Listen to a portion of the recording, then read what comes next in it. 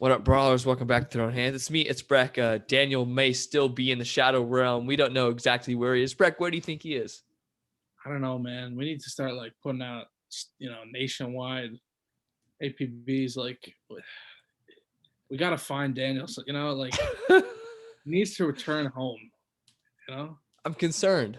I'm very concerned. It's been almost 2 months. It's been at least 2 months now. It's been like a month and a half, yeah. So, But anyway, we're gonna get to the fight card, but first we have to discuss what has to be discussed. Ben Askren got KO'd by Jake Paul. Now people say he flopped. Ben looked out on the feet when he got hit. And then when he hit the ground, he woke up. But Ben got his payday. I'll give him that. What were your thoughts, Breck? yeah, I mean, Ben came in looking not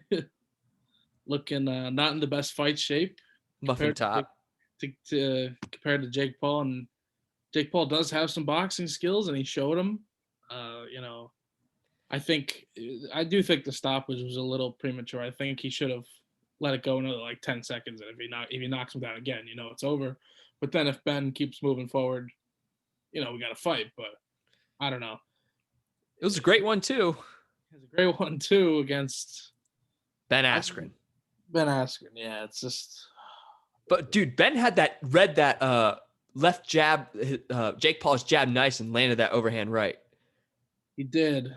That was a nice shot from Ben. I'll give him that. I don't know, man. The smile he had walking away afterwards, do you think he gave a crap? I mean, he just got $500,000 for that. Yeah, but that makes me even think more of I don't know.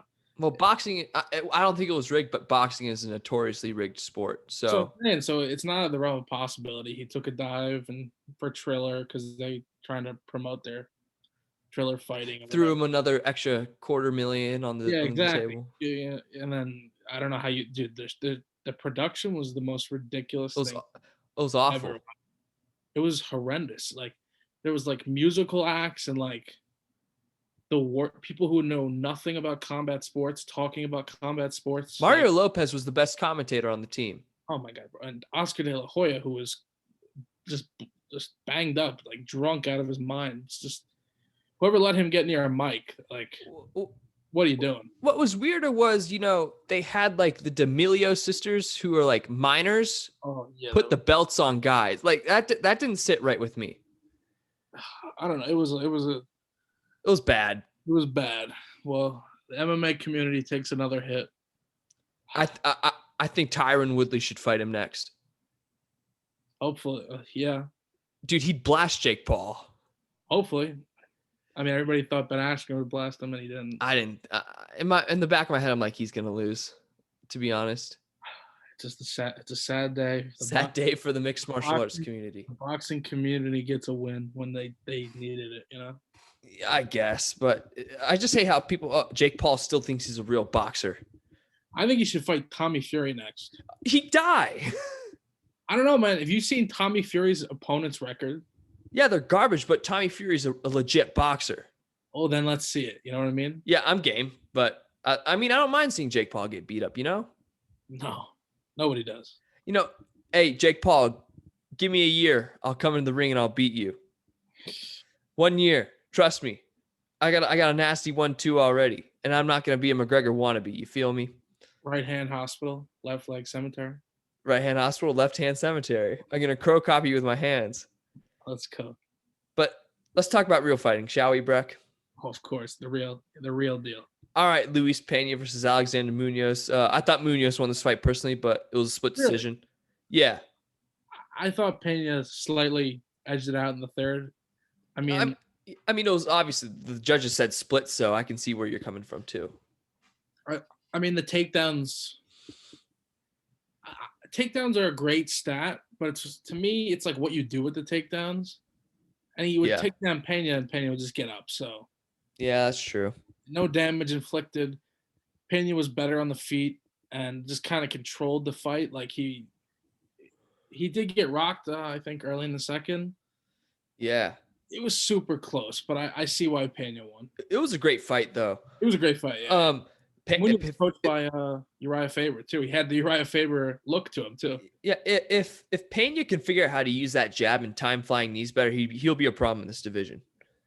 Yeah, I mean he's violent Bob Ross. He's one to look forward, look to his career going forward, and yeah, it was a good fight. So for Munoz, he'll probably get a nice young guy coming out. But for Pena, who do you think he should get next? He's lightweight, right? Yeah. He's not going to get a ranked guy. I don't see him getting. Oh, Drew Dober would be a good opponent. I think Drew Dober just got an opponent. Oh, he did? Yeah, I think so. Here, let me give me a second. Yeah. Yeah, there's not much here. In the top 15 at least. But where does Kevin Lee fit in this? That's the real question. Where does Kevin Lee fit into this? Dude, oh, this is a banger, bro. Drew Dober's fighting Brad Riddell on June 12th. Ooh. That's a banger, bro. That is an awesome fight. That's an awesome fight. I think who's fighting? Are there any lightweights fighting next week? Oh, I would have to look. I'm taking a look because it's kind of a stalemated division. There's not much going on in that division. No,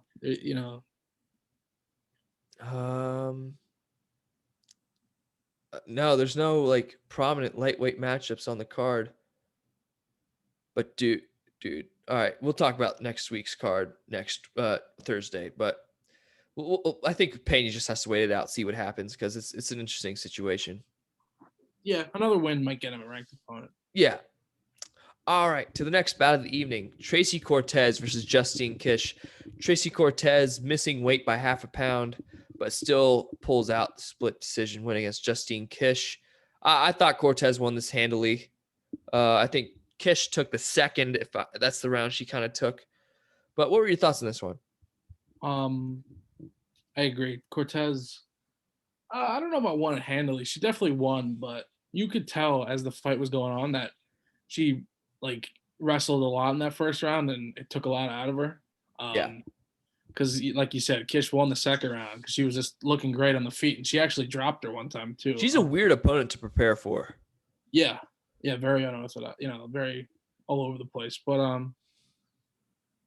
if it was a 5-round fight, you wonder if Kish could have had success later on. But yeah, Cortez I think sealed the takedown in the third for the to kind of just wrap it up. But she looked good, and I think it's 3-0 in the UFC. So maybe her opponent next because she's got some following. Maybe the UFC.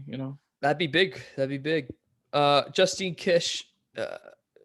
I think Jillian Robertson would be a good fight for her. Yeah, both coming off losses. Why not? Sure, yeah, and Kish. Even though she lost, looked pretty good in the loss. So. Yeah, and then for Tracy Cortez, let's take a look at the rankings real quick. Dude, this flyweight division is stacked. And then you have Shevchenko away from the pack. Miranda Maverick would be a great fight. 2 young up-and-comers going at it. I don't see why not. Yeah. Isn't Miranda Maverick fighting someone? Yeah, that's right. Who is she fighting? Some other 24-year-old great prospect. Yeah, but I think anybody 12 to 15 would be a solid fight for Miss Tracy Cortez. What do you think? Yeah, any of those 10 to 15 range. I can't give you the best matchup, but a ranked opponent for Cortez next. Maverick's fighting Macy Barber. That's what I thought. Yeah, it's a big fight. Yeah. That's a great fight. That's a great fight. The women's MMA community is probably oh my gosh, this is great. Dude, the women's MMA community goes hard. I gotta say. Yeah. Abdul Razak Al Hassan versus Jacob Malkoun. Jacob Malkoun fought the perfect fight to not get knocked out against Al Hassan. Lots of takedowns, lots of ground control time. Really just gutted this fight out. He could probably fight in the next few weeks with how he performed. What were your thoughts on this one? Yeah, Malkoun is a prolific striker. So, Hassan, pardon me. Malkoun just took him down at will. kept him down and just tired him out. And Alessandro just like at the end there was throwing haymakers because he knew he was down, 3 rounds to 0. So I mean, this is Rob's training partner, right? Yeah, Malkoon. Yeah. So I mean, you're training with Rob Whittaker, which we'll talk about later. You're gonna get better, and he looked great. He's definitely a name to look to going forward.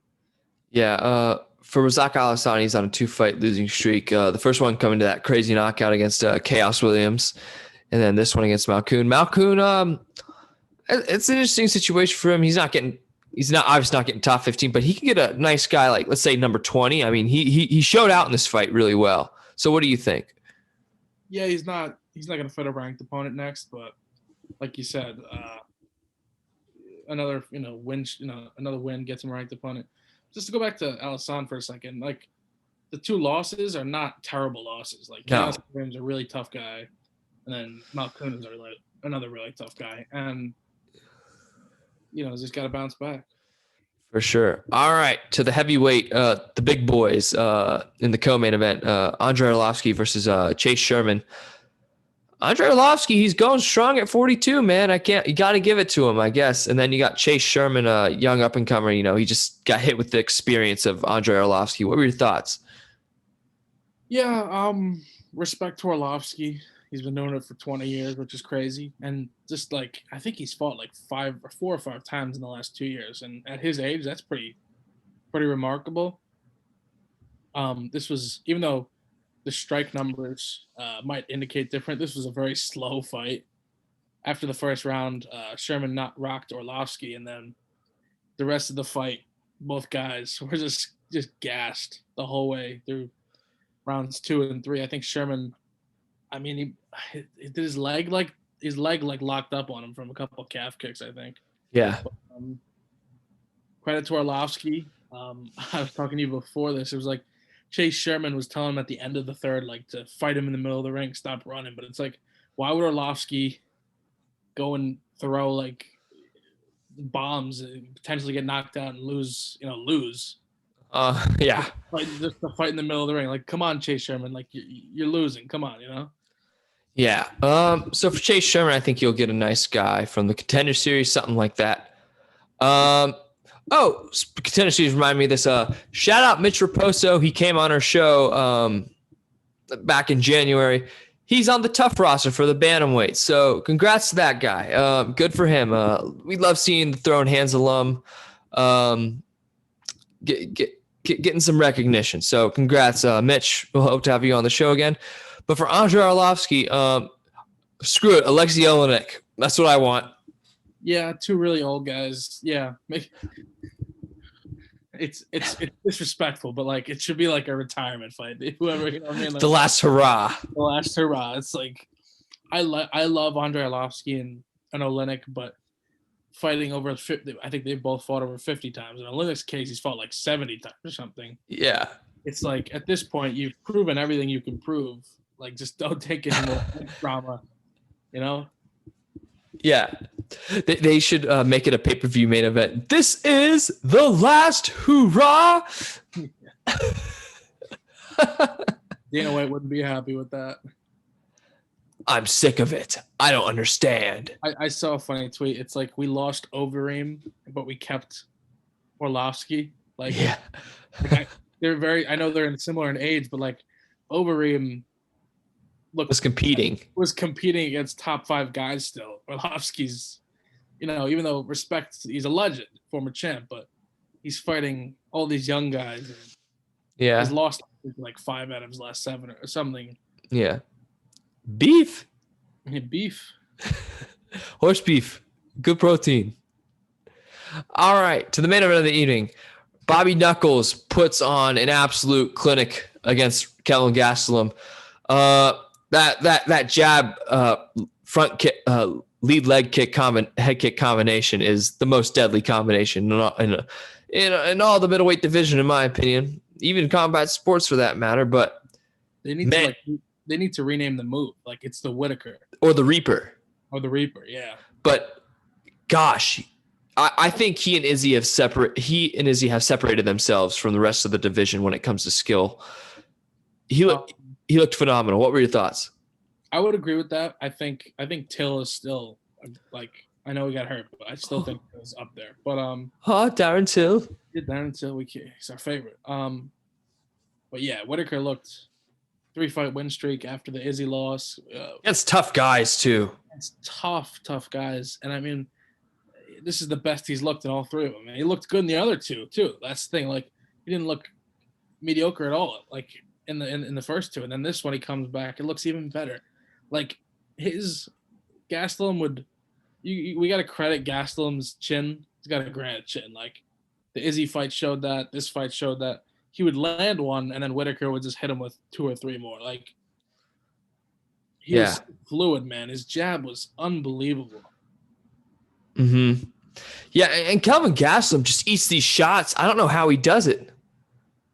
No, it's ridiculous. It's got to be something with the Mexican genes, like Tony Ferguson the same way, Cain Velasquez, like just unbelievable chins. Yeah, but he's got to stop taking that damage, man. Yeah, I know. He's been in so many wars already that he's 29 too. I know he's fought the who's who of legends already. Yeah, you just wonder if he could get better defensively. Like, I still believe he could fight for the belt again one day. Like, he's so young and still so talented. And if he connects, it's over. That's the thing. Yeah, if he connects, it's over. Is Whittaker even said, like, he hits hard, but he hits hard, mate. I love Robert Whittaker. You can't hate him. Avid gamer, if you didn't know, bro. Yeah. Let's talk about the most likable guys after. But what's next for these guys? What do you think? I mean, it's pretty obvious. Whittaker, Adesanya 2 is happening. Mm-hmm. It's the only fight to make. It'd be a big money fight. I think Robin the post fight in Australia. In Australia, borders opening back up, and they could have at least a half stadium. So that's got to happen. But for Gastelum, I think Till. I don't think Till. I think the winner or loser of Shabazi and Hermanson would be a great fight for Gastelum. That's a good one. How is Shabazi moving up in the rankings? He hasn't fought since August. I don't know. He lost to Brunson. And then I know Gastelum lost to Hermanson, but a rematch would be a great fight. The fight ended in like 5 seconds. Yeah. So, but Darren Till would also be a great fight. Yeah, it would be. Maybe the winner of Weidman, Uriah Hall, which is coming up pretty soon. Yeah, that's going to be a good fight. It's coming up. It's coming up Saturday.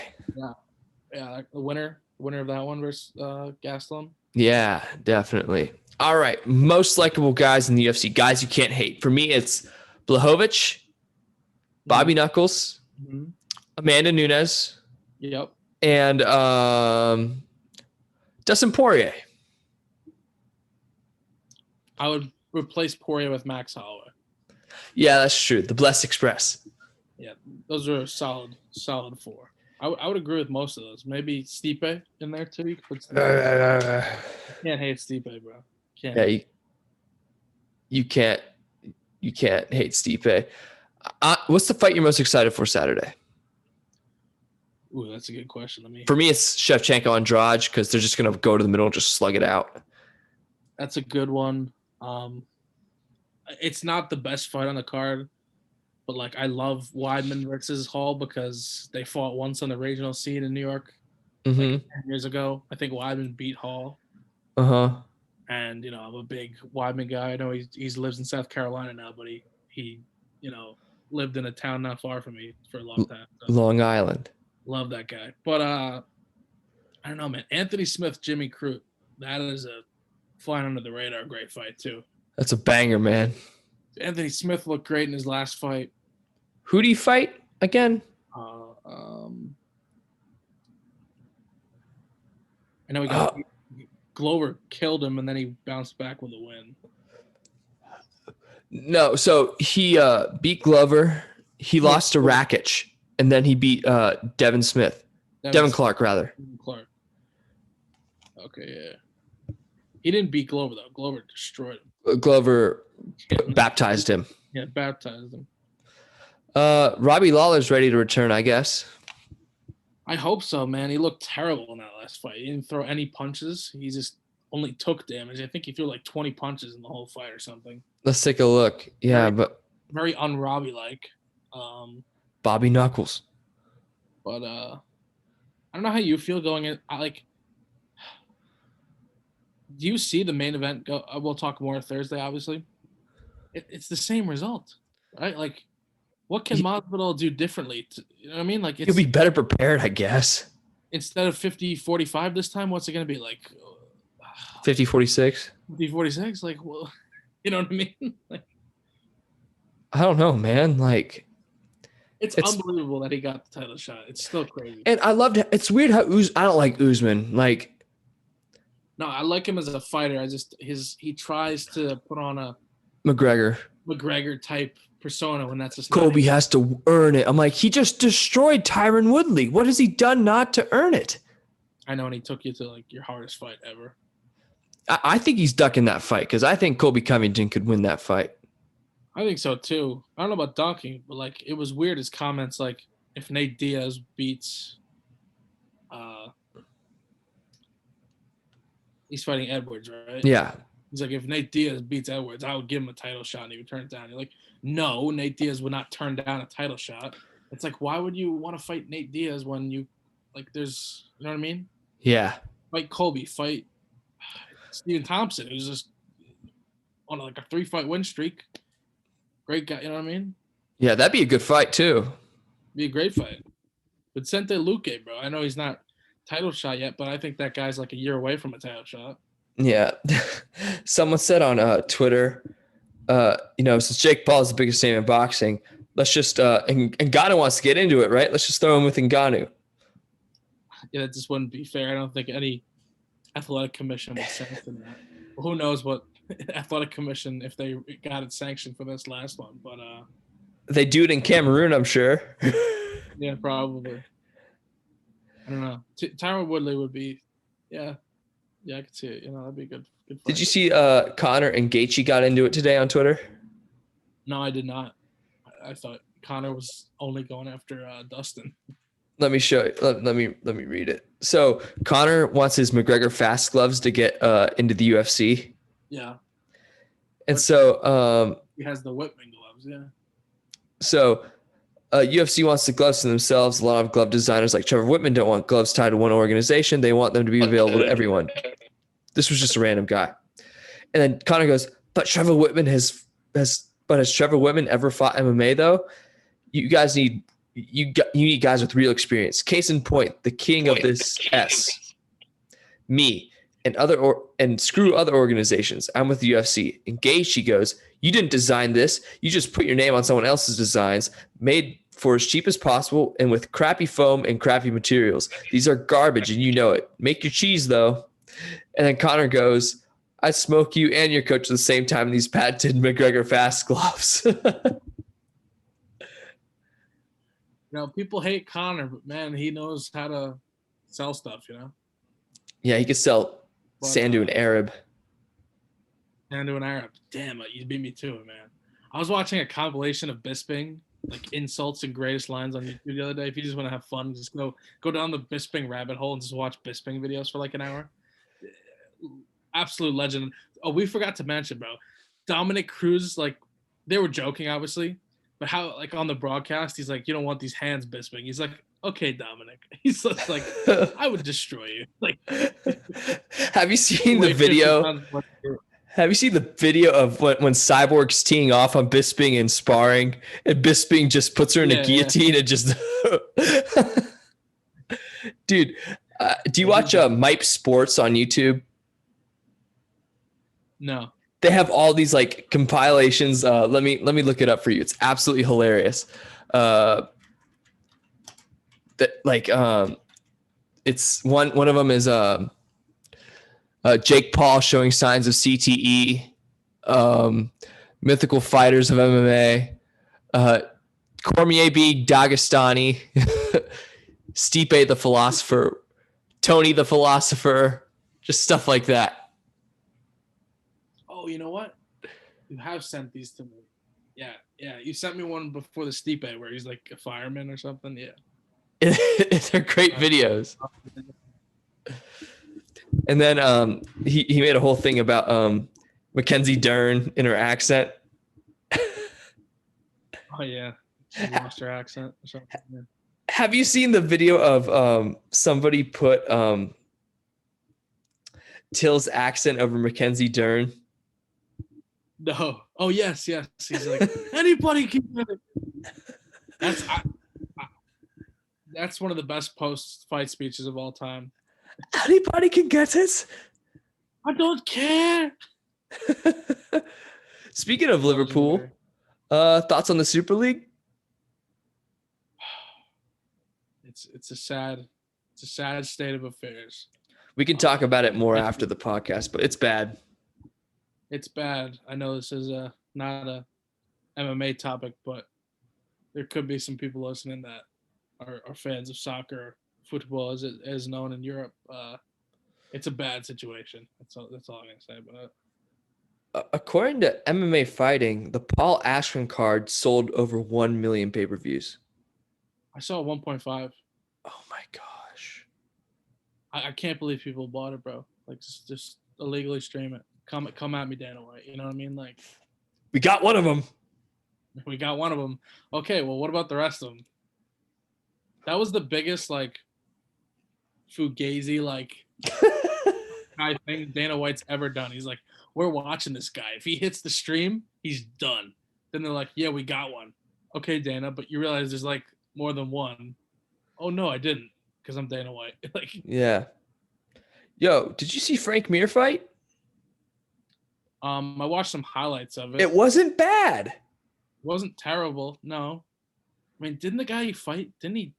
Like, he fought Tyson Fury back in like a while ago, right? Yeah, he did. Didn't he drop Tyson Fury? I read. Yeah, he dropped Fury.